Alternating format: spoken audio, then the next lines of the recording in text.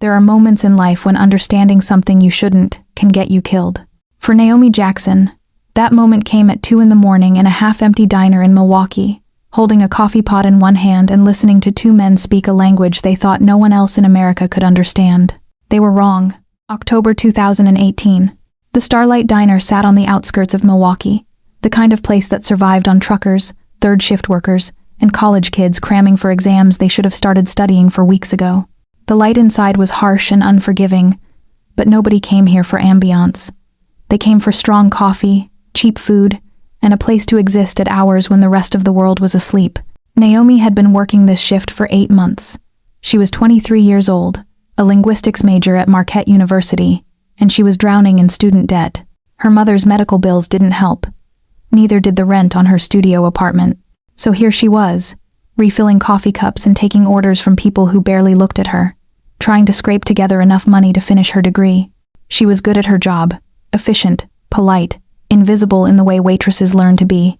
She could read a table in seconds, knew when to chat and when to leave people alone, and she never, ever made mistakes with orders. Tonight felt different, though. Something in the air had shifted. The man in the corner booth had been sitting there for 20 minutes before his associate arrived. Naomi noticed him immediately because he didn't fit. Expensive dark wool coat, perfectly tailored suit underneath, the kind of clothes that didn't belong in a place like this at this hour. He was Japanese, maybe in his early 30s, with sharp features and eyes that seemed to calculate everything around him. He didn't touch his coffee, just stared at it like he was reading his future in the reflection. When the second man slid into the booth across from him, Naomi was refilling water glasses at the table next to them. The newcomer was older, stockier, wearing a leather jacket that had seen better days. He looked nervous in a way the first man didn't. They started talking immediately, low voices, urgent tones, and they were speaking Japanese. Naomi's hand froze halfway to the water glass. Not just Japanese, an old dialect, formal, the kind of language structure she'd studied during her year abroad in Kyoto, the kind of Japanese that wasn't used in casual conversation. This was business language, organizational language, the kind of language used by people who had secrets to keep.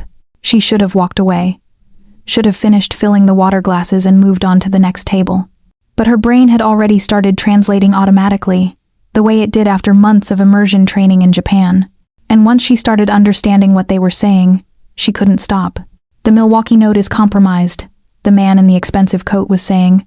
His voice was cold, controlled. "Federal agents executed a raid 3 hours ago. Our warehouse on Harbor Street."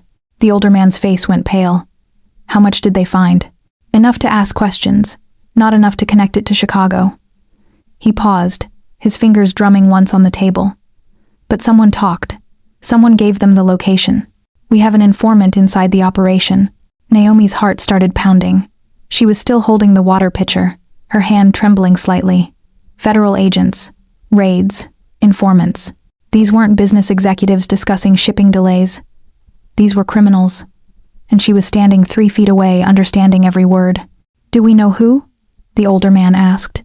"Not yet, but I'm restructuring everything. New protocols, new handlers. Everyone gets vetted again." The younger man's voice dropped even lower. "And anyone who can't be trusted gets removed, permanently." The word he used was shobun, disposal. Naomi felt the water pitcher start to slip in her grip. She caught it at the last second, but the movement made it clink against the glass she'd been filling. The sound was small, barely noticeable in the general noise of the diner, but the man in the expensive coat heard it. His head turned slowly, his eyes locking onto her. For a moment, neither of them moved. Naomi kept her face carefully neutral, the way she'd learned to do when dealing with difficult customers. Professional, detached, just a waitress doing her job. But something in his expression changed. A flicker of recognition, calculation, suspicion. He knew, somehow. He knew she'd understood. The older man was still talking, oblivious. "What about the Chicago office? Should we—" "Quiet," the younger man said softly, never taking his eyes off Naomi. He switched to English, his accent barely noticeable. "Miss," Naomi's blood turned to ice. "Yes, sir?" Her voice came out steady. Thank God for that. He studied her face for a long moment. She could feel him analyzing her. Every micro-expression, every tiny tell. She'd spent a year in Japan learning to read context and culture, learning to communicate in one of the most nuanced languages on earth. But right now, he was reading her the same way. "How long have you been standing there?" he asked. "Just walked up, sir. Needed to refill your water." She gestured to the glass. "Can I get you gentlemen anything else?" Another long silence. The diner sounds faded into background noise. The clattering of dishes, the hiss of the coffee machine, someone's phone ringing. All of it felt distant, unreal. The older man glanced between them, confused. But the younger man just kept staring at Naomi. Then he did something she didn't expect. He smiled, not a friendly smile. A smile that said he'd just made a decision about her, and she wasn't going to like it. He stood slowly, buttoning his coat with deliberate precision.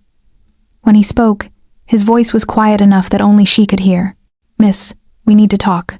Now. Stop right there. Before we go any further, ask yourself this. What would you do if a dangerous man discovered you overheard his darkest secrets? Would you run? Would you fight? Or would you face him like Naomi is about to? Here's the reality. If you're feeling that tension right now, that pull to know what happens next, then this story is working.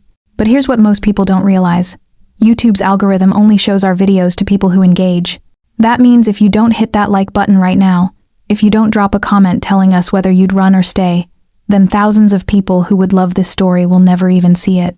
We pour our hearts into creating these stories for you. All we ask is 10 seconds of your time. Hit like, share this with someone who loves intense stories, drop a comment with your thoughts, and subscribe with notifications on so you never miss what happens next. We read every single comment because your feedback makes our storytelling better. Now, let's see what this man does to Naomi. This is about to get dangerous. The parking lot was empty except for a few scattered cars and the distant hum of the interstate. Naomi's shift manager had barely looked up when she said she needed to step outside for a moment. Nobody questioned a waitress taking a break at 3 a.m. But this wasn't a break. The man was waiting by a black sedan, hands in his coat pockets, his posture relaxed in a way that somehow made him more threatening. The October wind cut through Naomi's thin work uniform, but she forced herself to walk toward him with steady steps. Running would only make this worse. When she was 10 feet away, he spoke. "You understand Japanese." It wasn't a question. Naomi's mind raced through her options. Lie and insult his intelligence, or tell the truth and hope honesty bought her something. She chose truth. "Yes." "How well?" "Fluently. I spent a year in Kyoto, studied at Doshisha University." His eyebrows lifted slightly. First sign of genuine surprise she'd seen from him.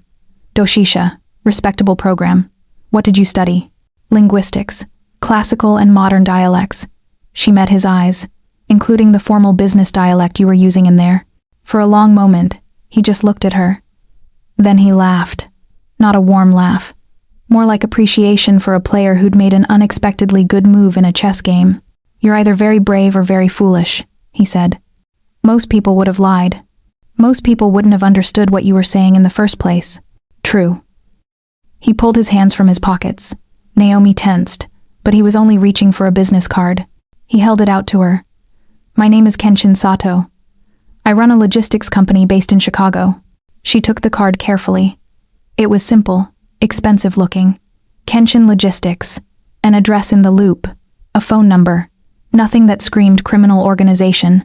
"You heard things tonight that could cause me significant problems," Kenshin continued. His voice was calm, matter of fact. "Normally someone in your position would become a liability I'd need to eliminate." Naomi's throat went dry. "Normally, your composure interests me, and your linguistic skills." He tilted his head.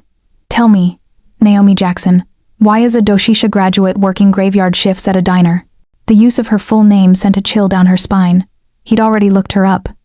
Probably had someone run her information the moment he suspected she understood. These people moved fast. "Student loans," she said. "And my mother has stage 3 cancer. The medical bills are destroying us. How much do you owe?" "Total." The question caught her off guard. "What?" "Your debt. Student loans and medical bills combined. How much?"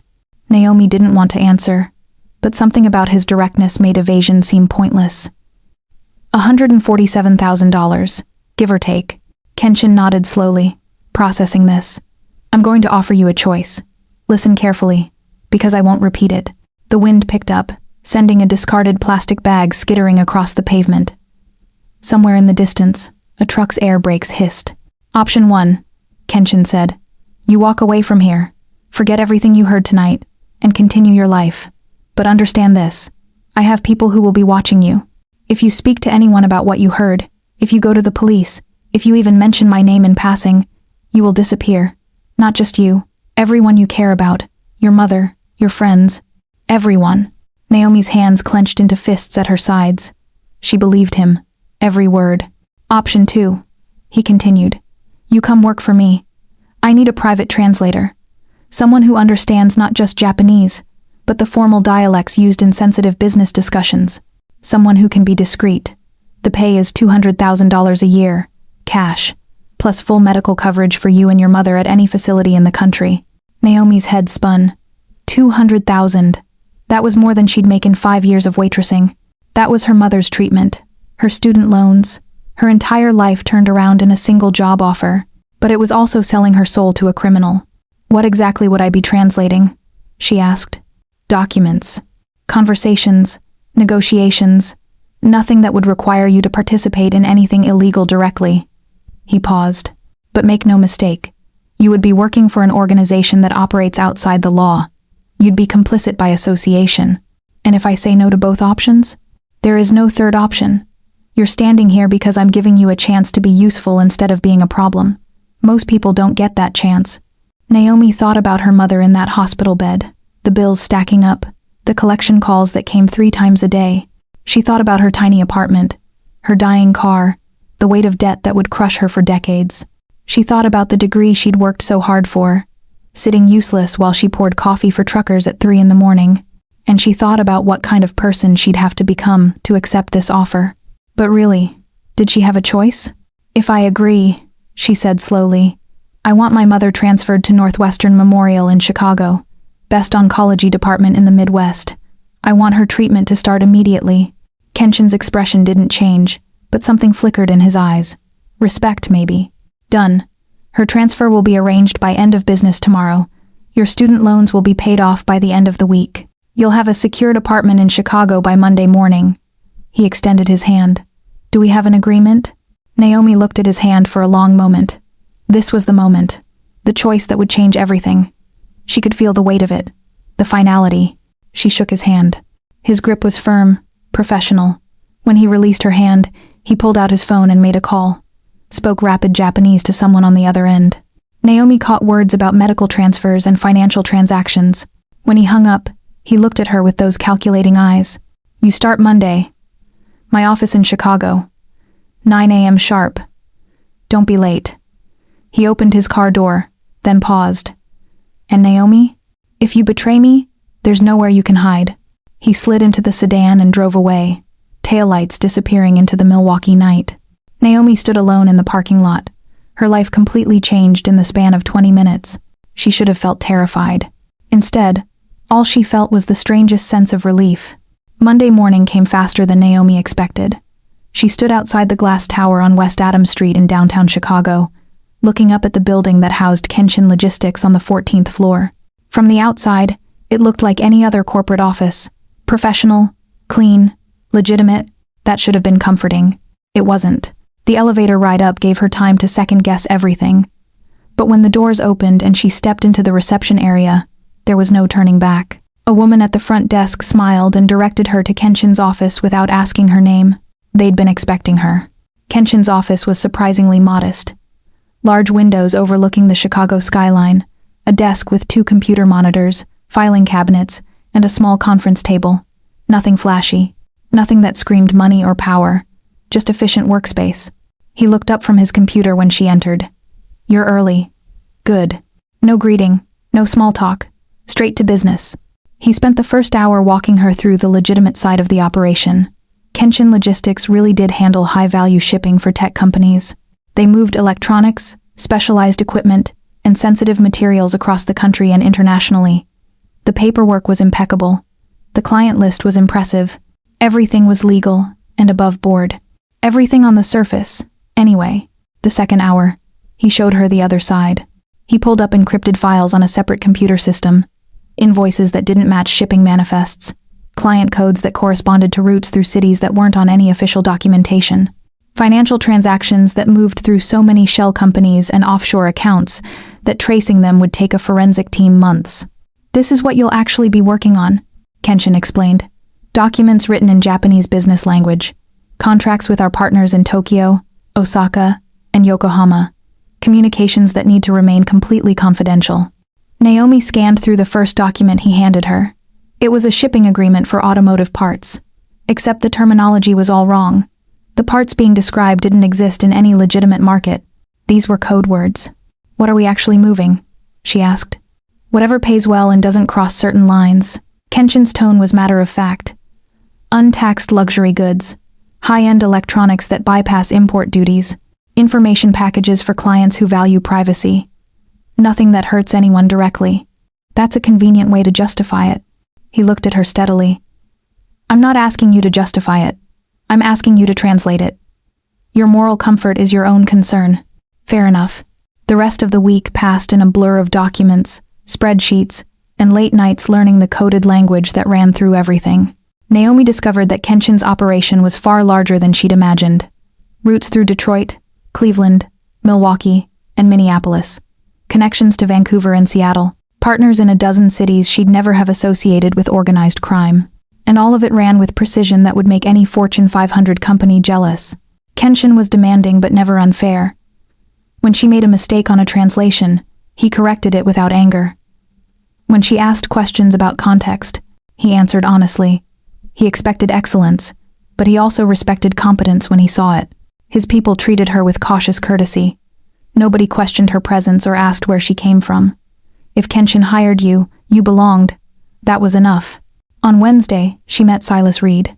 He showed up in the conference room during one of her translation sessions, a tall black man in his early 40s wearing expensive casual clothes and carrying a laptop covered in cryptic stickers.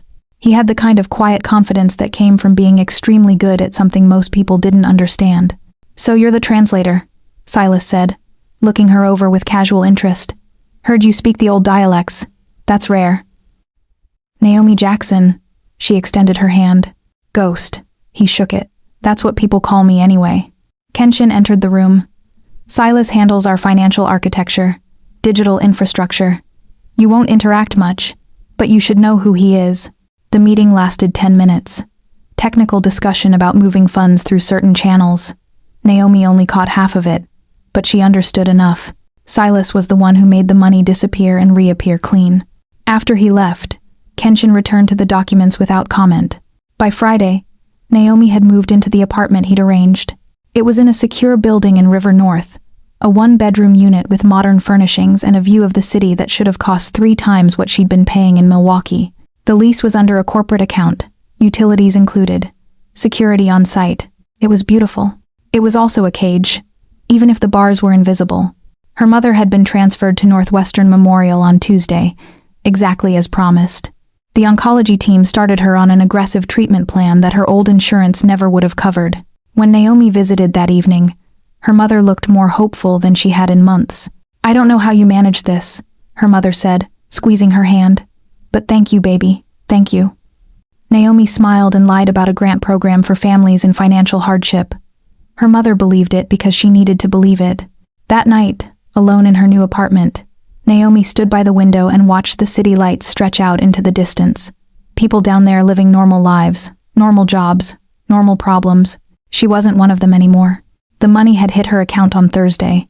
2 weeks advance pay, $40,000. Her student loan servicer received a wire transfer that same day for the full balance. $109,000, gone in a single transaction. She was free of that debt, but she'd traded it for a different kind of obligation, one that didn't come with payment plans or bankruptcy options. Saturday night, she was back at the office. Kenshin worked weekends when necessary, and apparently this weekend was necessary. She was translating a complex shipping agreement when she heard his phone buzz. He picked it up, read the message, and his entire expression changed. The calm professionalism vanished, replaced by something cold and dangerous. Problem? Naomi asked. Kenshin stared at the phone screen for a long moment. When he looked up at her, his eyes were hard. We have a problem. Someone inside my organization is feeding information to my enemies in Japan. Naomi set down the document she'd been translating. What kind of information? Kenshin pulled up a different screen, his jaw tight. 3 shipments intercepted in the last month, 2 in Detroit, 1 in Cleveland. The FBI knew exactly when and where to look. That's not coincidence. That's intelligence. He stood and moved to the window, staring out at the city below. For the first time since she'd met him, he looked tired. Not physically exhausted, but worn down by something deeper. In my line of work, betrayal is always a possibility, he said quietly. You prepare for it. You build safeguards. But when it actually happens, when someone you trust sells you out. He trailed off. Who has access to that kind of information? Naomi asked. That's the problem. Too many people. My logistics coordinators. My finance team. Silas. He turned back to face her. Even Toshiro, and I've known him for 8 years. Toshiro? My operations manager. You haven't met him yet. He handles the ground-level coordination. Kenshin returned to his desk and pulled up several files. I need you to go through every piece of communication we've received from our contacts in Japan over the last 6 months. Every email, every document, every coded message. Look for patterns, linguistic markers, anything that might tell us who's talking to who. Naomi moved closer to look at the screen. You think the leak is communicating in Japanese? The people who want to destroy me are in Japan, a faction within the Kanto Gumi. He said the name like it tasted bitter. They won't trust information from someone who can't speak the language properly. The leak has to be someone fluent, or someone working with a translator they control. Tell me about the Kanto Gumi. Kenshin was quiet for a long moment. When he finally spoke, his voice carried weight that went beyond business. My father, Ren Sato, was a mid-level member in the early 90s. He made a catastrophic financial mistake, a bad investment that left him owing an enormous debt to a rival organization. The shame was his alone, but it would have dragged the entire Kanto Gumi into a war they couldn't afford. He pulled up a photo on his phone. An older Japanese man with gray hair and tired eyes, standing in front of a house surrounded by trees. They gave him a choice: disappear and pay back the debt quietly, or be dealt with the traditional way. He chose exile. We came to America when I was 7 years old. Naomi studied the photo. She could see the resemblance, same intensity in the eyes, same controlled posture. We spent 13 years living in the shadows, Kenshin continued. My father built a legitimate import business in Seattle. Every penny he made went toward paying off that debt. I watched it consume him. The stress, the shame, the fear that we'd never be free of it. Did he pay it off? Almost. October 2005. We had the final payment ready. A shipment containing liquidated assets, everything we'd worked for. His expression hardened. 4 men tried to rob us at the Seattle shipyards. Russians from Vancouver. I was 20 years old. I stopped them. The way he said it made clear exactly how he'd stopped them. My father told me the truth that night. Those men weren't independent thieves. They'd been hired by a faction inside the Kanto Gumi, a traditionalist group that didn't want the debt paid. If my father restored his honor, he'd have the right to return to Japan with his reputation intact. That threatened their power structure. Naomi felt a chill. They tried to keep him in exile by destroying the payment. Exactly. We completed the payment anyway. My father's debt was cleared. But the faction never forgave us for surviving their attempt. Kenshin met her eyes. I moved our operations to Chicago in 2008 to get deeper into the American heartland. Built everything you see here. Created a life separate from Japan and the Yakuza world. But they've been watching, waiting. And now someone's feeding them information about everything I've built. Why now? It's been over a decade. Because I've become successful, powerful, independent. That makes me a threat to their narrative. I'm proof that my father's exile was unjust, that we were right to fight back. He pulled up another file. They want to drag me back to Japan in disgrace. Destroy what I've built here. Make an example of my family. The weight of that history settled over the room. Naomi understood now why the betrayal hit him so hard. This wasn't just business. This was personal, generational. I'll find your leak, she said. It won't be easy. Whoever this is, they're smart enough to stay hidden for months. They worked through the night. Naomi analyzed dozens of documents, looking for inconsistencies in language patterns, unusual phrasings, anything that might indicate who was communicating with Japan. Kenshin worked beside her, cross-referencing names and dates, building timelines of when information might have been passed. Around 3 in the morning, Naomi found something. A series of emails discussing shipment schedules, all written in formal Japanese. The language was correct, but the sentence structure was slightly off. Too formal in some places, too casual in others, like someone translating from English rather than writing naturally in Japanese. "Here," she said, pulling up the messages. "These emails supposedly from your Tokyo contact. The Japanese is wrong. Little things, but wrong." Kenshin leaned over her shoulder to look, close enough that she could smell his cologne. Subtle, expensive. She tried to focus on the screen. "You're right," he said after a moment. "These aren't from Takeda. Someone's spoofing his address, which means someone on your team is creating false communications to cover their tracks while they feed information elsewhere. That narrows it down. Only 5 people have access to modify our email systems." He straightened up, running a hand through his hair. "Silas, Toshiro, my 2 senior coordinators, and my IT contractor. 5 suspects. Still too many." Naomi noticed the exhaustion in his face. For all his control, the stress was showing. She found herself wanting to reach out, to offer comfort, and had to physically stop herself. This was her boss. Her criminal boss. She couldn't afford those feelings. But they were there anyway. "We'll figure this out," she said. "Whoever it is, they'll make a mistake." Kenshin looked at her, something unreadable in his expression. "Why are you helping me?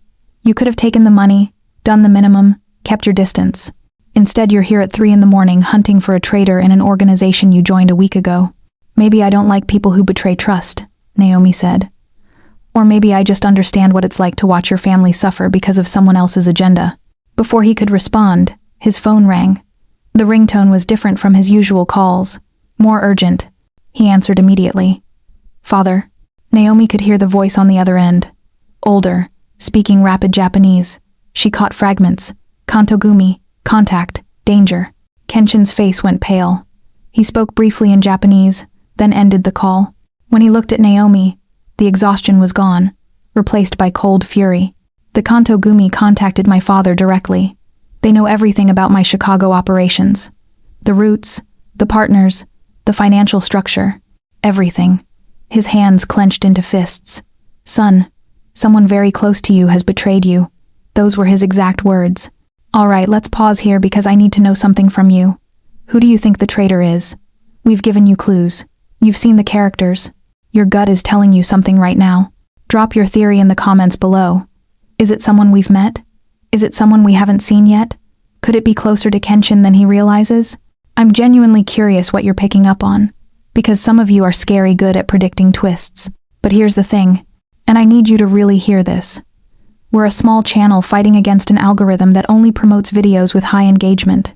If you're invested in this story, if you want to see how this plays out, then we need you to like this video, share it, and subscribe. Turn on all notifications so you don't miss a single chapter.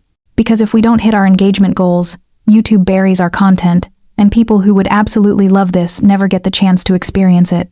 We create these stories because we love storytelling, but we can only keep doing this with your support. Like, comment, share, subscribe. It takes 10 seconds but means everything to us. We read every comment and use your feedback to craft better stories. Now, back to the mystery. Let's find out who's betraying Kenshin, and whether Naomi survives long enough to help him uncover the truth. The next evening, Kenshin did something unexpected. He invited Naomi to an art gallery opening in River North. "Public event," he explained during a brief afternoon meeting. "Legitimate business contacts will be there. My wife hosts these occasionally to maintain our social profile. You should attend. Learn to navigate that side of the operation." Naomi blinked. "Your wife?" "Ayumi. She handles our cultural and social affairs, keeps us connected to the Japanese-American business community." His tone was matter-of-fact, like he was describing a business partner rather than a spouse. 7 o'clock. Dress professionally. He left before she could ask anything else. The gallery was elegant without being pretentious. White walls, carefully lit artwork, well-dressed people holding wine glasses and speaking in low voices about composition and technique. Naomi wore a simple black dress she'd picked up that afternoon, feeling underdressed despite the simplicity around her. Kenshin was near the back, talking to an older white man in an expensive suit. He looked different here, relaxed, charming, even, playing the role of successful international businessman so naturally that Naomi almost believed it herself. Then she saw the woman beside him. Ayumi Sato was stunning in a way that made Naomi understand why people used the word effortless. Mid-30s, wearing a silk dress that probably cost more than Naomi's first car, with hair pulled back in a style that looked simple, but definitely wasn't. She moved through the crowd like she owned the space, touching arms, laughing at jokes, introducing people with practiced ease. When she noticed Naomi, her smile didn't falter. She excused herself from her conversation and glided over. "You must be Naomi," she said warmly, extending a perfectly manicured hand. Kenshin mentioned hiring a new translator. "Welcome to the team." Her English was flawless, accent barely noticeable, but when Naomi shook her hand, something felt off. The smile was perfect. The warmth seemed genuine, but Ayumi's eyes were doing something else entirely. Calculating, measuring. "Thank you," Naomi said. "The gallery is beautiful. A labor of love. I've been working with the owner for 3 years to cultivate relationships in the art community. It's important for Kenshin's business profile to be seen in the right circles." She gestured around the room. Legitimate success requires legitimate visibility. The way she emphasized legitimate made Naomi wonder exactly how much Ayumi knew about her husband's real business. They made small talk about art and Chicago culture. Ayumi was gracious, asking about Naomi's background, her studies in Japan, her impressions of the city. All perfectly appropriate questions, all perfectly friendly. But Naomi couldn't shake the feeling she was being tested. Across the room, Kenshin glanced their way. Ayumi noticed and smiled at him. He nodded back. The exchange lasted maybe 2 seconds, but Naomi caught something in it. No warmth, no connection, just acknowledgement, like business partners confirming a transaction. "How long have you been married?" Naomi asked. 6 years. "We met at another gallery, actually. I was working as a curator, and Kenshin was looking to expand his social network." Ayumi sipped her wine. "He's very focused on building the right relationships. It's one of the things I admire about him." Admire. Not love. Not cherish. Admire. "Excuse me for a moment," Ayumi said. "I need to speak with someone. Enjoy the evening." She moved toward a group near the front, where a Japanese businessman in his 50s was examining a painting. Naomi watched as Ayumi approached him, greeting him with a slight bow that suggested familiarity. They spoke in Japanese, too quiet for most people to hear over the ambient conversation. But Naomi's ear was trained. "Takeda-san, I didn't expect to see you tonight," Ayumi said, her Japanese shifting to a more formal register. The man's response was brief, something about business bringing him to Chicago unexpectedly. But then Ayumi said something that made Naomi's blood run cold. "Kanto no doko wa do desu ka?" How are the movements in Kanto? It was subtle. Could have been innocent. Just asking about business trends in the Kanto region of Japan. But the phrasing was specific.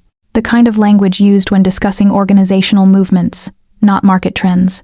And the man's response confirmed it. "Chunjo ni susundeimasu," proceeding smoothly. They continued talking, their conversation drifting to safer topics about art and mutual acquaintances. But that one exchange was enough. Naomi's mind raced. Ayumi was speaking to someone using terminology associated with the Kanto gumi. Could be coincidence, could be innocent. But combined with everything else, the lack of affection with Kenshin, the calculating way she watched him, the perfect facade that felt just slightly too perfect. She had no proof, nothing concrete, just a trained ear and instinct screaming that something was wrong. She stayed another hour, watching Ayumi work the room, watching how she interacted with Kenshin. They were professional together, coordinated, but there was no intimacy, no casual touches or shared glances. They operated like a well-rehearsed team, not like people who shared a life. When Naomi finally left, her head was spinning with possibilities she didn't want to consider. She got home around 10:30, exhausted and confused. Her apartment building was quiet, the security guard at his usual post in the lobby. She took the elevator to the 8th floor, keys already in hand. The door was locked, just as she'd left it. But when she stepped inside and turned on the lights, she knew immediately something was wrong. Not anything obvious, nothing moved or disturbed, just a feeling. The air was different. The energy of the space had been disrupted. She walked slowly through the apartment, checking each room. Everything looked normal. Her laptop was still on the desk where she'd left it, her jewelry box untouched, nothing missing from the bathroom or bedroom. Then she saw her work bag. She'd left it by the desk, zipper closed. Now it was in almost the same position, but the zipper was open about an inch. Someone had gone through it. Her research notes, the documents she'd been analyzing, the list of suspects she'd been building. With shaking hands, she pulled everything out. It was all still there. Every page, every file, every note. But her phone buzzed in her pocket. A text from a number she didn't recognize. "We know what you know." Naomi's apartment suddenly felt very small and very vulnerable. She grabbed her phone and called Kenshin. He answered on the second ring. "Someone broke into my apartment," she said, her voice tight. "They didn't steal anything, but they went through my research. Kenshin, they photographed everything." Silence on the other end. Then, quiet and deadly serious. "Lock your door. Don't open it for anyone. I'm on my way." Kenshin arrived 20 minutes later, with two men Naomi had never seen before. They swept the apartment professionally, checking windows, testing locks, examining every corner with practiced efficiency.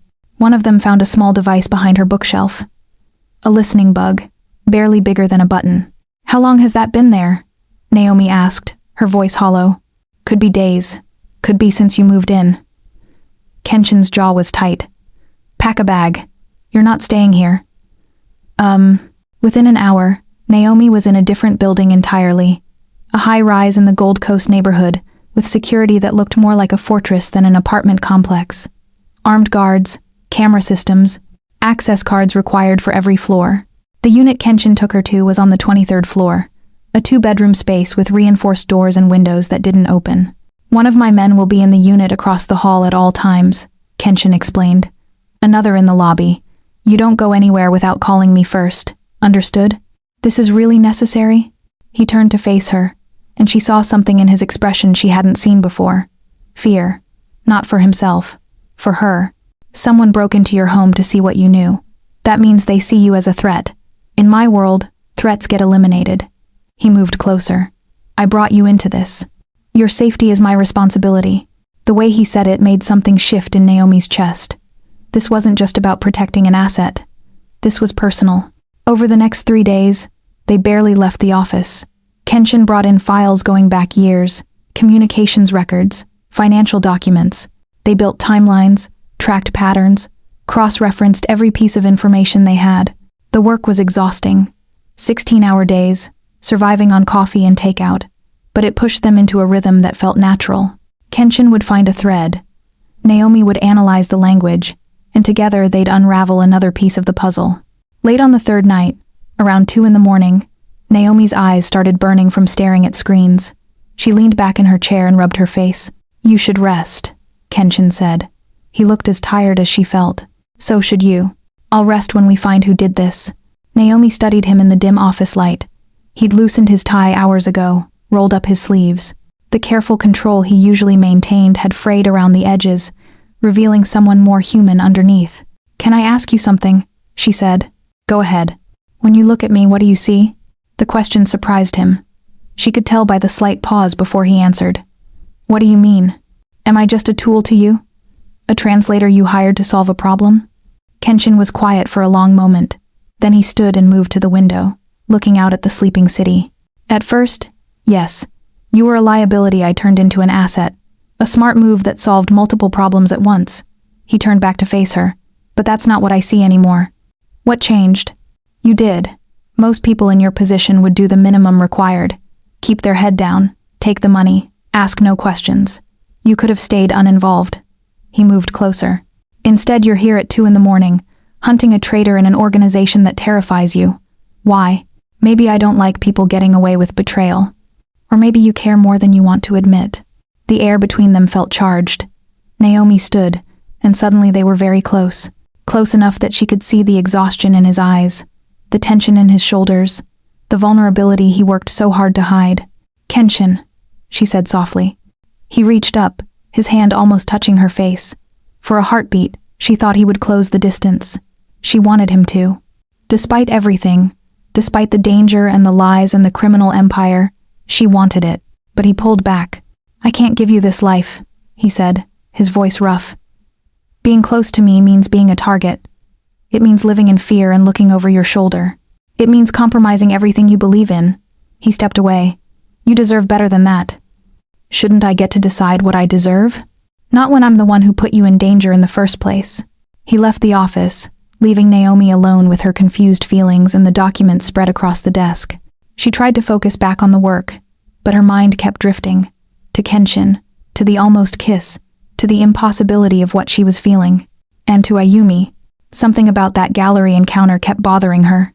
The conversation, the familiarity with that businessman, the way she'd used that specific dialect phrase. Naomi pulled up the financial records Kenshin had given her access to. Started searching. She told herself she was being thorough, covering all bases, but she knew the truth. She was investigating his wife. It took 2 hours of careful searching through coded accounts and shell companies before she found it. An offshore account registered to a holding company. The ownership paperwork buried under 3 layers of legal entities, but the name was there, hidden in the fine print. Ayumi Sato. And the deposits. Regular transfers, every few months, going back 3 years. The amounts varied, but the pattern was consistent. Money flowing in from sources Naomi couldn't immediately trace. She cross-referenced the dates with the timeline they'd built of information leaks. Her stomach dropped. Every major leak to Japan corresponded within days of a deposit into that account. Every single one. Naomi stared at the screen, her hands shaking. This couldn't be right. Kenshin's wife. The woman he'd built a life with. The perfect facade at that gallery. But the numbers didn't lie. She grabbed her phone to call Kenshin, then stopped. What if she was wrong? What if there was an explanation? Accusing his wife based on financial records and a suspicious conversation could destroy everything. She needed more proof. But as she sat there in the empty office at 4 a.m, looking at those damning deposits, one thought kept repeating in her mind. The traitor wasn't just close to Kenshin. The traitor was sleeping in his bed. Naomi waited until morning. She couldn't do this over the phone, and she couldn't do it at 4 a.m. when neither of them was thinking clearly. This conversation required daylight and evidence laid out properly. Kenshin arrived at the office at 7:30. He looked like he hadn't slept, which meant he probably hadn't. I found something, Naomi said before he could even set down his coffee. She pulled up the financial records on the main screen and walked him through everything. The offshore account, the shell companies, Ayumi's name buried in the ownership documents, and most damning, the deposits that lined up perfectly with every major leak over the past 3 years. Kenshin stared at the screen for a long time without speaking. His face had gone completely blank, the way it did when he was processing something too painful to show. There has to be an explanation, he finally said. His voice was steady, but Naomi heard the crack underneath. I've checked it 3 times. The pattern is too consistent to be coincidence. Ayumi handles some of our legitimate international investments. This could be related to that. But even as he said it, he didn't sound convinced. Kenshin, look at the dates.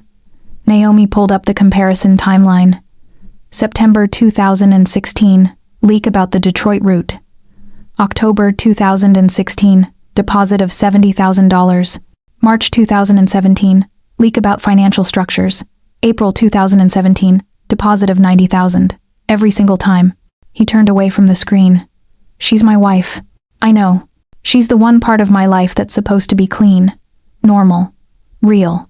His hands gripped the edge of his desk. If you're right, then everything I believed about my life is a lie. Naomi moved closer but didn't touch him. We need to be sure, absolutely sure. Before we do anything, we need proof that connects her directly to the Kanto Gumi. Kenshin nodded slowly. The businessman was taking back over, pushing down the husband who was breaking apart. I'll talk to her, carefully. See how she responds. That evening, he went home early for the first time in weeks. Naomi stayed at the office, unable to focus on anything except what was happening at Kenshin's house. He called her 2 hours later. She had answers for everything, he said. His voice was hollow.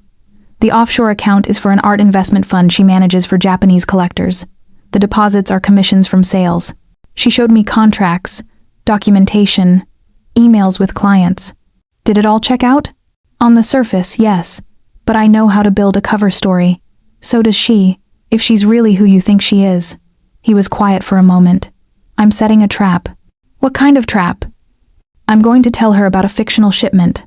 High-value electronics coming through a new route in Indianapolis next week. Complete details, timing, personnel, everything. Information convincing enough that if she passes it along, the Kanto Gumi will act on it. Naomi's stomach tightened. And if she's innocent? Then nothing happens. and I'll spend the rest of my life making up for doubting her." His voice hardened. "But if she's guilty, the information will be transmitted to Tokyo. Toshiro is monitoring all outbound communications from our home network. If anything goes to Japan in the next 72 hours, we'll know." The next 3 days were torture. Kenshin went through the motions at work, but Naomi could see him deteriorating. He barely ate, barely slept. Every time his phone rang, he flinched. She stayed close, not saying much, just being present. On the second night, they were alone in the office when he finally broke. "I met her at a gallery 6 years ago," he said quietly. "She was explaining a piece to a potential buyer, so confident, so graceful. She made me feel like I could be more than what my father's mistakes had created, like I could have a normal life. Maybe you still can. Maybe this is all wrong." "You don't believe that?" "No," Naomi admitted. "I don't." He looked at her then, really looked at her. "Why are you still here? You could walk away. Take the money I already paid you and disappear. But you're sitting here at 11 at night waiting with me to find out if my wife is destroying everything I've built. Because someone needs to be here when the truth comes out. Whether it clears her or condemns her, you shouldn't face it alone." Something shifted in his expression. Gratitude, maybe. Or recognition of something deeper that neither of them had the courage to name. On the morning of the third day, Kenshin was reviewing contracts when his office door slammed open. Toshiro stood there, breathing hard like he'd run up 14 flights of stairs instead of taking the elevator. He was holding a tablet, his face grim. "Boss, we got it." Kenshin stood slowly. "Show me." Toshiro pulled up a data capture screen. Lines of code, packet information, routing details. "Last night, 11:47 p.m. Encrypted message transmitted from your home network to a server in Tokyo. We cracked the encryption." He swiped to another screen. "It's everything. The Indianapolis shipment, the route details, the personnel. Every piece of false information you fed her." Naomi watched Kenshin's face, watched as the last piece of his normal life shattered. His expression didn't change, didn't flinch, but his eyes went dead in a way that frightened her. "Source device?" His voice was flat. "Her laptop." "No question." Kenshin stood perfectly still for a long moment. When he finally moved, it was with the cold precision of a man who just declared war. "Bring her here. Now. Don't tell her why. And Toshiro?" He looked at his operations manager. "Make sure she doesn't have time to destroy any evidence." Toshiro nodded and left. Kenshin turned to face the window, his back to Naomi. His hands were clenched at his sides, the only sign of the rage he was holding back. "I'm sorry," Naomi said quietly. "Don't be. You were right. You saw what I was too blind to see." He turned back to face her, and the man looking at her was someone different, harder, colder.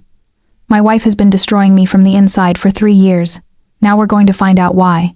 Ayumi arrived 45 minutes later. Toshiro escorted her into the office, his hand hovering near his jacket in a way that suggested he was armed and ready. She looked perfect, as always. Tailored pants, silk blouse, hair styled like she'd just come from a salon. When she saw Kenshin standing by the window, she smiled. "Darling, what's this about?" Toshiro was very cryptic. Kenshin didn't turn around. "Sit down, Ayumi." Something in his tone made her smile falter. But she sat in the chair across from his desk, crossing her legs with practiced elegance. Her eyes flicked to Naomi standing in the corner, then back to Kenshin. "Is this about work? Should I step out while you discuss business?" "No." Kenshin finally turned to face her. "You should hear this. All of it." He moved to his desk and pulled up the financial records on his monitor, turning the screen so she could see the offshore account, the deposits, the dates. Ayumi looked at the screen, and for just a moment, Naomi saw her mask slip. A flash of calculation before the concerned wife expression returned. "I don't understand. What am I looking at? Don't insult me." Kenshin's voice was ice.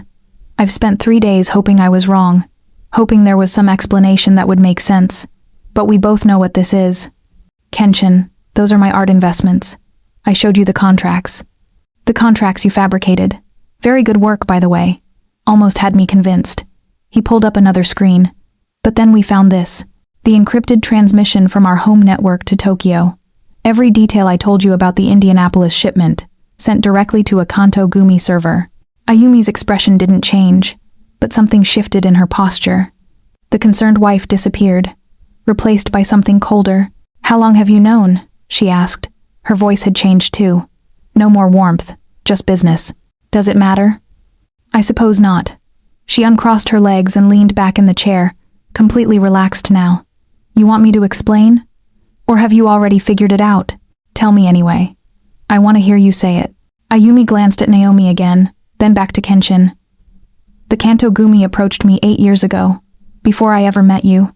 They knew you were building something in America, getting powerful, getting independent. That made you a problem. Because my father paid his debt.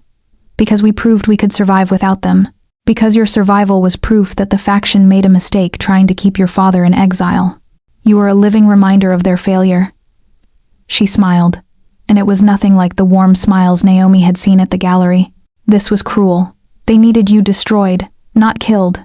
That would make you a martyr. They needed you broken, disgraced, dragged back to Japan in chains to face judgment. So they sent you. I was already working in Chicago's art scene. Perfect cover. They gave me your profile, your habits, your favorite places. It took me 4 months to engineer our meeting at that gallery. She tilted her head. You made it easy, though. You were so hungry for something normal, something clean. I gave you exactly what you needed. Kenshin's hands gripped the edge of his desk. 6 years. Our wedding. Our home. Everything we built together. All of it was a lie. Not a lie. An assignment. And I was very good at it. Ayumi's voice held no remorse. Did you really think I could love someone like you? Someone who abandoned his heritage? Who ran to America and built an empire on betraying everything the organization stands for? I never betrayed them. I paid my father's debt. I earned our freedom. You were never supposed to be free. You were supposed to suffer and fail. Instead, you succeeded. That was your real crime. Naomi watched Kenshin's face. He was holding himself together through sheer will, but she could see the devastation underneath. Every intimate moment, every private conversation, every time he'd let his guard down with this woman, had been feeding his enemies ammunition. The information leaks, Kenshin said. Every raid, every close call. That was all you. I had access to everything. Your schedule, your communications, your network structure. I fed them exactly what they needed to slowly dismantle your operation without making it obvious. She examined her nails. You were supposed to fail gradually, get arrested, lose everything, become desperate enough that returning to Japan seemed like the only option. But I didn't fail. No, you adapted. You were more resilient than they predicted, so they decided it was time to accelerate the timeline. She looked up at him. That's where your new translator comes in. Naomi felt both Kenshin and Ayumi's eyes turn to her. They were concerned when you hired her, Ayumi continued. Someone with real linguistic skills who could analyze communications, spot inconsistencies. She was a variable we hadn't planned for, so I had to act faster, push harder. The break-in at her apartment, Kenshin said. Had to know what she'd discovered. Turned out, quite a lot. She's smarter than you gave her credit for. Ayumi stood, smoothing her blouse. But it doesn't matter now. The endgame is in motion. Toshiro, Kenshin said quietly. Detain her. Toshiro moved forward, but Ayumi held up a hand, laughing. Oh, you can detain me. Keep me here. Interrogate me. Whatever makes you feel better. But there's something you should know first. She leaned forward, her smile turning vicious. The FBI raid isn't coming in weeks like you thought. Agent O'Connell moves tomorrow morning at 6 a.m. I made sure of it. I've been feeding him information for months, and last night I gave him everything he needs to take down your entire Chicago operation. Kenshin's face went pale. You're lying. Am I? You have 12 hours before federal agents hit every location you operate. Every warehouse, every office, every safe house. They have warrants, evidence, witness testimony I've carefully cultivated. By tomorrow afternoon, everything you've built will be gone. She tilted her head. And you'll have nothing left but the choice to run or face American prison. Either way, the Kanto Gumi wins. The silence in the office was absolute. Then Kenshin moved. Not toward Ayumi, but to his phone. His voice when he spoke was completely calm, but Naomi heard the fury underneath. Get everyone to the office. Now. We have 12 hours to save everything. Within 20 minutes, the office filled with people. Coordinators from Detroit, Cleveland, and Milwaukee arriving via video conference. Silas showed up in person, his laptop already open and running code. Toshiro had moved Ayumi to a secured room under guard, her phone confiscated, her access to everything severed. Kenshin stood at the head of the conference table, and Naomi saw him transform. The devastated husband disappeared. What remained was pure strategic focus. "We have until 6 a.m., he said. "That gives us 11 hours and 43 minutes to dismantle everything that could be used as evidence, relocate our people to safe positions, and make sure the FBI raids empty buildings." "That's not enough time," one of the coordinators said via video. "It has to be. Silas, financial infrastructure. Every account, every transaction that could be traced. I need it clean or buried so deep they'll never find it." Silas nodded, fingers already flying across his keyboard. "I'll need access to the primary servers." "You have it. Toshiro, personnel, everyone who's exposed gets relocated tonight. Set them up with clean identities and distance from anything criminal. I'm not leaving anyone behind to take the fall." "What about the physical locations?" another coordinator asked. "We abandon them. Clear out anything sensitive. Make sure they look like normal warehouses. A little dust, some legitimate inventory. Nothing that screams criminal enterprise." Kenshin turned to Naomi. "I need you coordinating communications with our Japanese contacts. Tell them we're going dark for 72 hours due to federal attention. Use the proper formal language so they understand this is serious, not a betrayal." Naomi pulled out her laptop. "What about Ayumi's channels? She was feeding information to the Kanto Gumi. Can we use that?" Kenshin paused, then smiled without humor. "Yes, we can. What are you thinking? We feed them disinformation. Make them think the FBI is raiding the wrong locations. Send them scrambling in directions that have nothing to do with your real operations. She'll know we're using her communications. Let her know. She's already lost. But the Kanto Gumi doesn't know that yet. They still trust her intelligence. We use that trust against them." Kenshin looked at her with something like pride. "Do it. Craft the messages in her style. Make it convincing." The next 11 hours were controlled chaos. Naomi coordinated with contacts in Tokyo and Osaka, explaining the situation in carefully coded language that maintained respect while making clear the severity. Her year in Kyoto paid off. She knew exactly how to phrase things to avoid offense while establishing boundaries. Simultaneously, she crafted messages through Ayumi's compromised channels. False information about backup locations, fictional evidence stored in places that didn't exist, emergency protocols that would send investigators in circles. She made it sound desperate, like Ayumi was frantically trying to give the Kanto Gumi everything before communication went dark. Across the city, Kenshin's people moved like shadows. Warehouses were cleared. Documents were shredded or burned. Hard drives were degaussed and destroyed. People who'd been working under their real names disappeared into new identities with documentation Silas produced in real time. Kenshin was everywhere, on calls with his coordinators, making decisions about what to save and what to sacrifice. He wrote off 3 properties entirely, leaving them as bait for the FBI. Small losses that would make the raids feel successful while protecting the core of his network. At 4 a.m., Silas looked up from his laptop. "Financial infrastructure is clean. Everything that mattered is either deleted or hidden behind so many shells and foreign jurisdictions they'd need 3 years and an international task force to trace it." "Personnel?" Kenshin asked Toshiro. "Everyone's relocated. The people who were most exposed are on flights out of state. New names, new lives. They're safe. Locations? Cleaned. Anything the FBI finds will look like legitimate warehouse space with some inventory discrepancies at worst. Nothing that proves organized crime." Note: Kenshin checked his watch. 5:37 a.m., 23 minutes until the raids. Then we wait. They gathered in the office, watching the clock. Naomi sat next to Kenshin, exhausted but wired on adrenaline. They'd just pulled off something that should have been impossible. At exactly 6 a.m., Kenshin's phone started buzzing with alerts. Security cameras at various locations, showing federal vehicles arriving, agents in tactical gear spreading out, warrants being served to empty buildings. By 7 a.m., it was over. The raids had found legitimate business spaces with minor irregularities.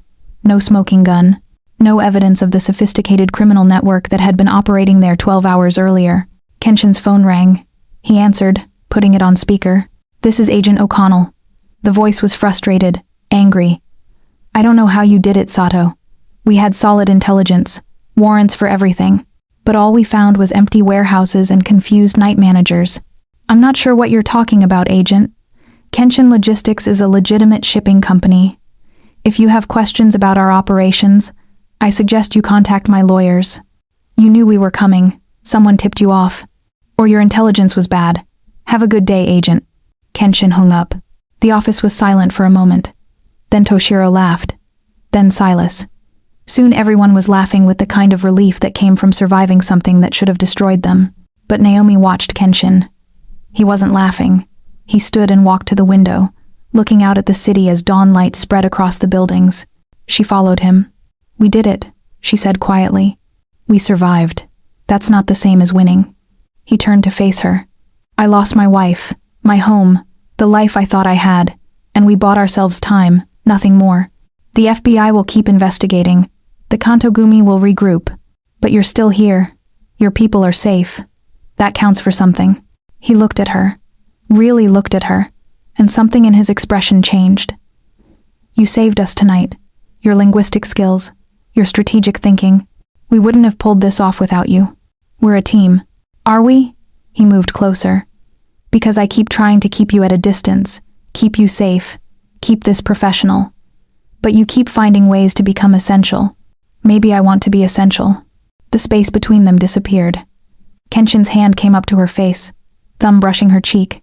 She leaned into his touch, too exhausted and too honest to hide what she was feeling anymore. "This is a terrible idea," he said. "Probably the worst." He kissed her. Not gentle, not tentative. A kiss that came from 12 hours of crisis and weeks of denied attraction, and the desperate need to feel something other than loss. Naomi kissed him back, her hands finding their way to his shoulders, pulling him closer. When they finally broke apart, both breathing hard, he rested his forehead against hers. "It's not over," he said. "The Kantogumi will send someone to finish what Ayumi started, and Agent O'Connell won't stop investigating. Being with me means being a target. I know. And you're staying anyway?" "I'm staying." His phone buzzed. Unknown number. He pulled away from her to check it, and his expression darkened. "What is it?" Naomi asked. He showed her the screen. A single message. "You survived the wife. Let's see if you survive what's coming next." The emissary arrived 3 days later. No warning, no negotiation. Just a text message with a time and location. Millennium Park, 2 p.m. Come alone. Kenshin didn't go alone. Toshiro positioned himself 50 yards away, and 2 more of his people blended into the crowd. Naomi watched from a coffee shop across the street, her phone ready to call for help if things went wrong. The man waiting by the Cloud Gate sculpture looked like any other businessman. Mid-50s, gray suit, expensive watch. He could have been meeting a client to discuss investments, but when Kenshin approached, the man's eyes held the kind of cold calculation that came from decades in a world where violence was just another business tool. "Sato-san," the man said in Japanese, bowing slightly. "I am Yamamoto. I speak for the council that your family has disrespected for so long." Kenshin returned the bow with minimal respect. "My family paid every debt owed. We have no business with the Kantogumi." "That is where you are wrong. Your continued success is an insult to those who granted your father mercy. You were meant to disappear. Instead, you built an empire. That cannot stand. What do you want?" "Simple. Return to Japan, face judgment before the council, accept your punishment with dignity." Yamamoto's expression didn't change. "Or everyone you care about will be eliminated. Starting with your father in the San Juan Islands, ending with your new translator." Kenshin's hands clenched. "Threaten me all you want. Leave them out of this. They are already part of this. Your father's dishonor created this situation. Your translator helped you escape justice. They have made themselves targets." Yamamoto pulled out his phone, showing a photo. Ren, outside his home, unaware he was being watched. "We know where he is. We know his routines. One phone call and he's gone. If you touch him, I'll burn your entire organization to the ground." Bold words from a man with no leverage. "You have 72 hours to decide. Come to Japan, or watch everyone you love die." Yamamoto pocketed his phone. "The choice is yours." He walked away, disappearing into the crowd of tourists, taking selfies with the giant reflective sculpture. Kenshin returned to the office, his face carved from stone. He gathered everyone, Naomi, Toshiro, Silas, told them about the ultimatum. "You're not going," Naomi said immediately. "I don't have a choice. It's me or everyone I care about. There's always a choice. We just have to find it." Silas leaned forward. "What exactly is this faction afraid of? Why do they need you destroyed so badly?" "Control, power, maintaining their version of events. Kenshin shook his head. My father's exile was supposed to be a cautionary tale. We proved it was unjust. That threatens their authority. Then we need to threaten something bigger. Naomi stood, pacing. They're using your family as cover for something. Think about it. Why spend decades tracking you? Why put Ayumi in place for years? That's an enormous investment of resources. There has to be a reason beyond just saving face. Kenshin went still. You're right. This has always felt too personal, too intense. Can we access the Kanto Gumi's internal communications? Silas asked.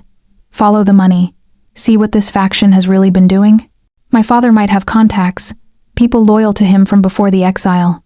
Kenshin pulled out his phone. If anyone would know the faction's secrets, it would be the ones they pushed aside. He called Ren. The conversation was in rapid Japanese, Naomi catching phrases about old alliances and hidden records. When he hung up, there was something new in his expression. Hope. My father kept insurance. Documents, recordings, evidence from his time in the organization. He's sending everything. The files arrived by encrypted transfer 2 hours later. Decades of internal Kanto Gumi communications, financial records, meeting minutes. Silas and Naomi tore through them, while Kenshin coordinated with his father's old contacts in Japan. It took 6 hours, but they found it. The faction wasn't just traditionalists protecting their authority. They'd been embezzling from the Kanto Gumi for 30 years. Millions of dollars skimmed from operations, hidden in accounts across Asia and Europe. They'd used enforcement actions and internal politics as cover, blaming missing funds on various scapegoats. Ren's exile hadn't been about dishonor. It had been about convenience. His debt had really been money the faction stole and blamed on him. And Kenshin's success threatened to expose the whole scheme. If people started questioning the exile, started investigating, the embezzlement would come to light. They've been using your family as a distraction for decades, Silas said, pulling up more evidence. Every time someone got close to discovering their theft, they'd create drama around the Sato family, shift attention away from the real crime. Naomi looked at the evidence spread across the screens. This is enough. The true Kanto Gumi leadership doesn't know what this faction has been doing. If we present this to them, the faction gets destroyed instead of us. Kenshin pulled out his phone. My father has contact information for 3 Oyabun who were loyal to him before the exile. If we can get them to agree to a video conference, we present everything at once. No time for the faction to spin the story. They'll try to kill you before you can talk, Toshiro said. Then we do it now. Tonight. Before they expect it. It took 3 hours of careful negotiation, but they secured the video conference.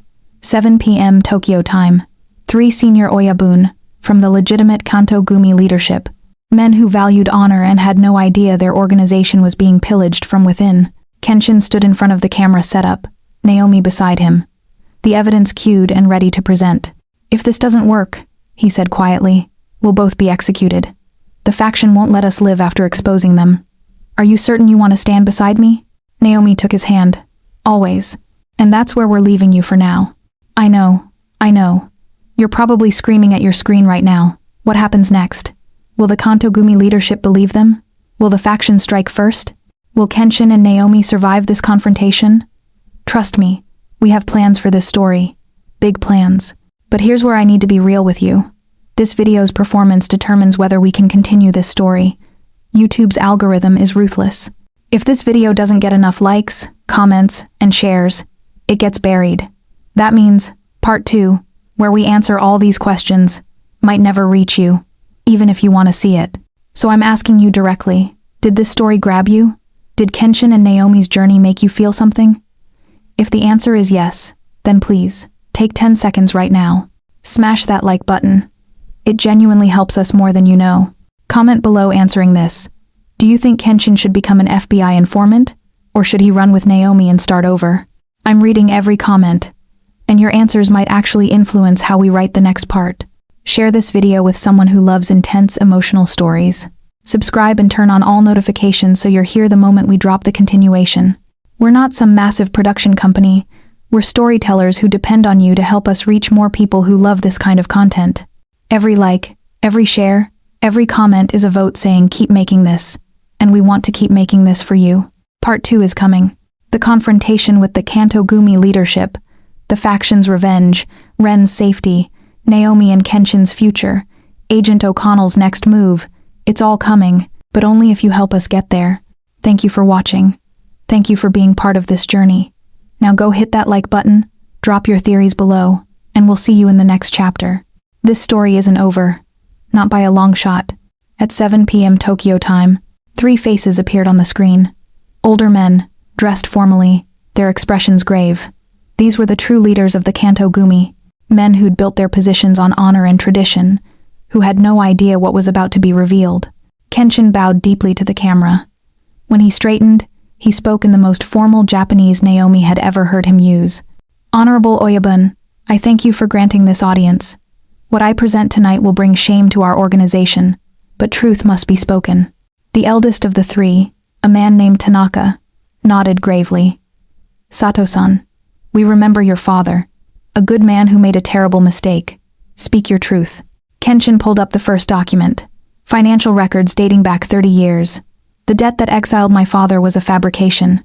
He made poor investments, yes, but the catastrophic loss attributed to him never happened. It was embezzlement, blamed on him to cover the real thieves. The 3 Oyabun leaned forward, studying the numbers on their screens.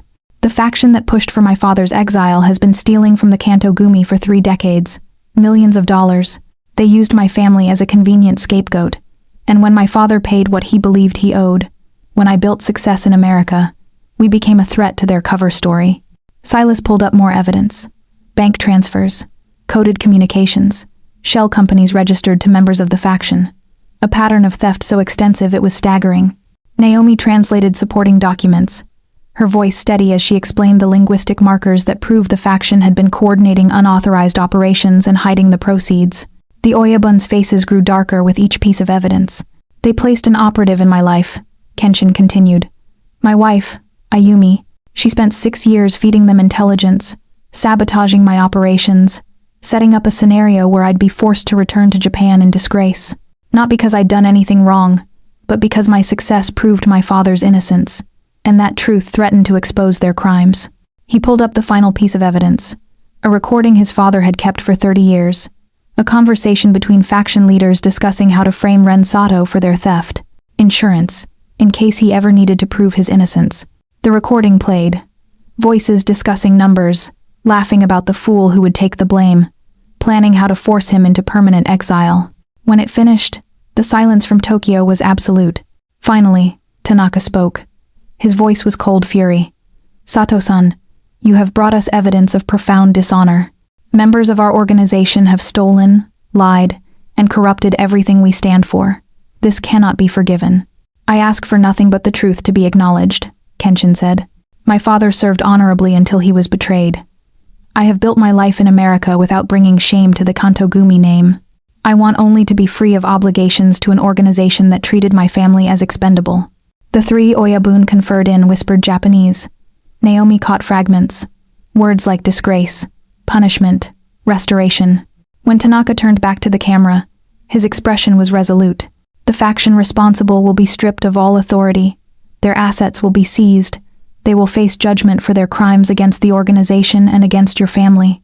He paused. As for you, Kenshin Sato, and your father Ren Sato, your obligations to the Kanto Gumi are ended. Your father's honor is restored. You are free to live your lives without interference or threat from us. Kenshin bowed again, deeper this time. Thank you, Honorable Oyabun. Live well, Sato-san. You have earned that right. The screens went dark. For a long moment, nobody in the Chicago office moved. Then Toshiro let out a breath he'd been holding for what felt like hours. It's over, he said. Actually over. But Kenshin didn't look relieved. He looked exhausted. Over the next 2 weeks, the reality of their victory became clear. The Kanto Gumi kept their word. The faction was dismantled. Ayumi was recalled to Japan to face her own judgment. The threat stopped. But Kenshin's American operation was in pieces. The FBI raid had forced him to abandon half his infrastructure.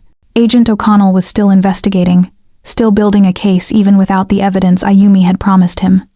The criminal empire Kenshin had spent years building was fractured beyond repair. He made a decision. Shut it all down. Keep only the legitimate logistics business. Walk away from the criminal world that had defined his adult life. It meant starting over. It meant less money, less power, less of everything he'd built, but it also meant freedom. 3 weeks after the video conference, Kenshin called Naomi to his apartment, the Gold Coast unit where he'd lived with Ayumi, though he'd had every trace of her removed. She found him standing by the floor-to-ceiling windows, looking out at the city lights stretching toward the lake. "I'm closing everything down," he said without turning around. "Keeping Kenshin Logistics as a legitimate company, but ending all the rest. Silas is helping me clean the financial trails so thoroughly that Agent O'Connell will never find anything prosecutable. That's smart. It also means I can't pay you what I promised. The $200,000 a year was based on criminal operations that no longer exist." Naomi moved to stand beside him. "I figured. Your mother's treatment is covered. The money I already paid you is yours, no strings attached. And I can offer you $50,000 a year to do legitimate translation work for the legal business." He finally turned to face her. "Or I can give you a clean identity, a recommendation for any linguistics position in the country, and enough money to start completely fresh somewhere far from Chicago, and everything connected to me. You're offering me an exit. I'm offering you the life you should have had, before you overheard a conversation in a Milwaukee diner, before I dragged you into danger and made you complicit in crimes you never wanted to commit." His voice was quiet. "You've done more than anyone could have asked. You saved my father's honor. You saved my life. You deserve to walk away clean." Naomi looked out at the city. She thought about her mother, cancer-free now according to the latest tests. Thought about her student loans, paid off. Thought about the money in her account that could take her anywhere she wanted. She thought about the life she'd imagined. Finishing her degree, maybe teaching, maybe working as a translator for an international company. Something safe, something normal. Then she thought about the last 2 months. The intensity, the danger, the feeling of being truly essential for the first time in her life. She thought about Kenshin, the layers she'd discovered beneath his controlled exterior. The honor he carried despite the crimes he'd committed. The loyalty he showed his people. The way he'd kissed her in that moment of desperate victory. "I should walk away," she said quietly. "I should take your offer and never look back." She turned to face him. "But I'm not going anywhere." Something shifted in his expression. "Naomi, I'm not staying for the money. I'm not staying out of obligation. I'm staying because when I look at my life, the only part that feels real is what we built together in that office. Fighting for something that mattered. Being essential to someone who actually saw me. You know what staying means. Staying connected to me, even in a legitimate capacity. Agent O'Connell will watch you. The FBI will have your name in a file somewhere. You'll never be completely clean.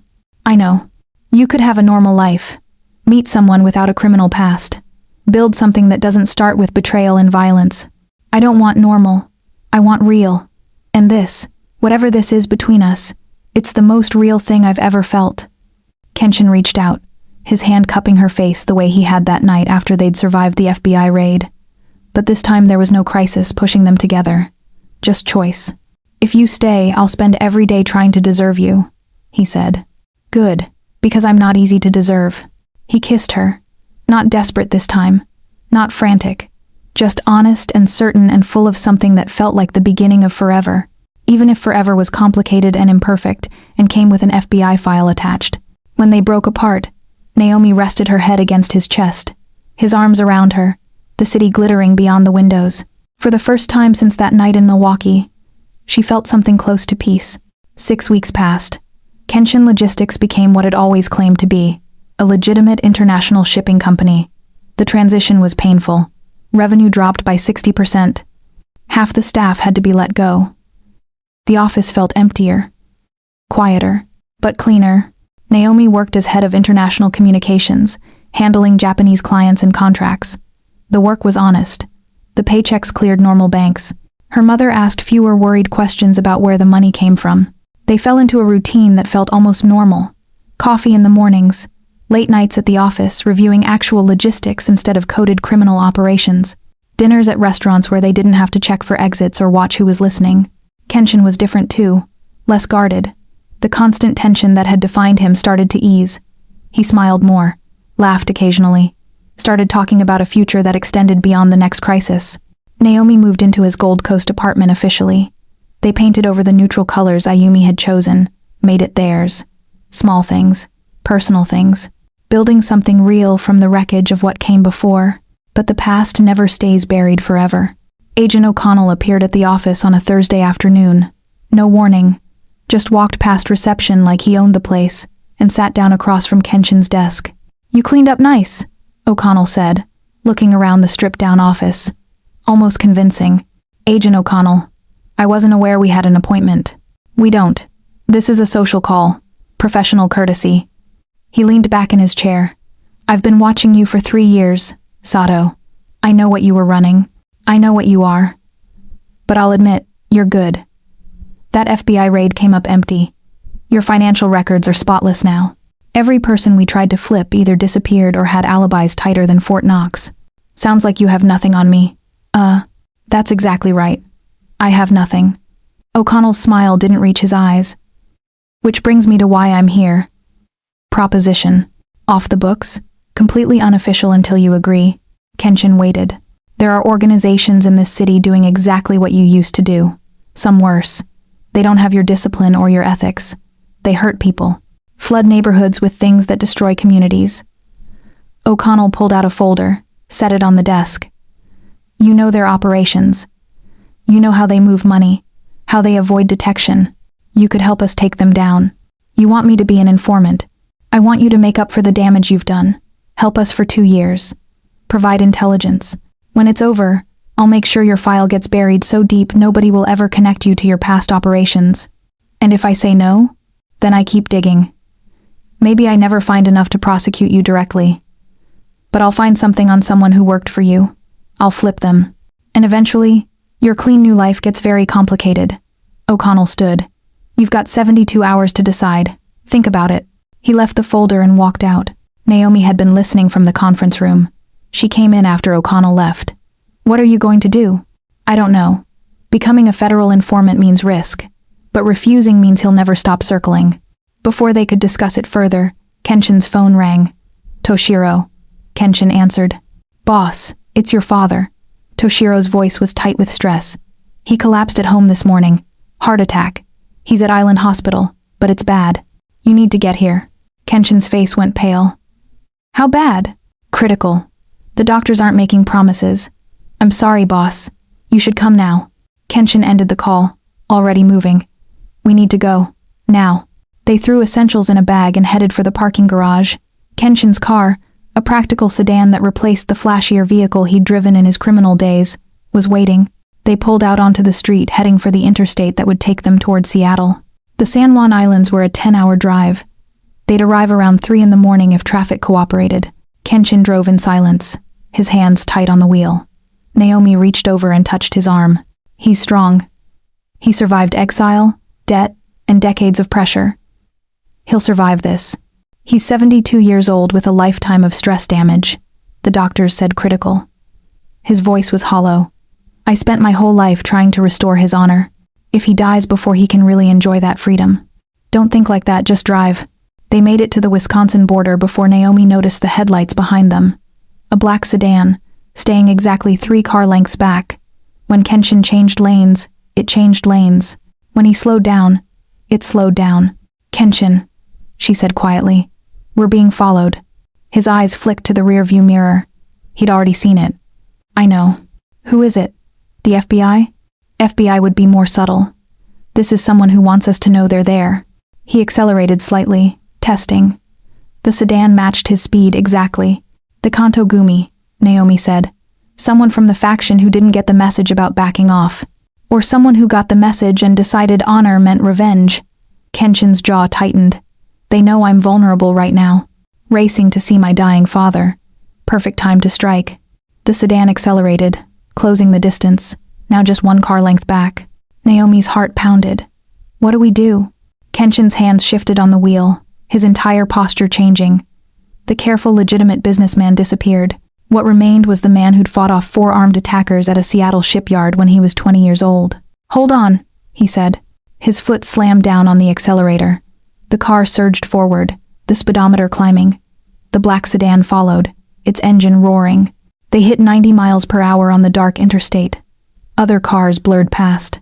The sedan stayed locked on them, relentless. Kenshin wove through traffic with precision that spoke to years of knowing how to escape pursuers.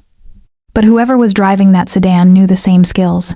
"They're not going to stop," Naomi said, gripping the door handle. "Neither am I." Kenshin's eyes were hard, focused. The Kanto Gumi may have lost. My father's name may be cleared, but someone in that faction still wants revenge. And they picked the wrong night to come for us.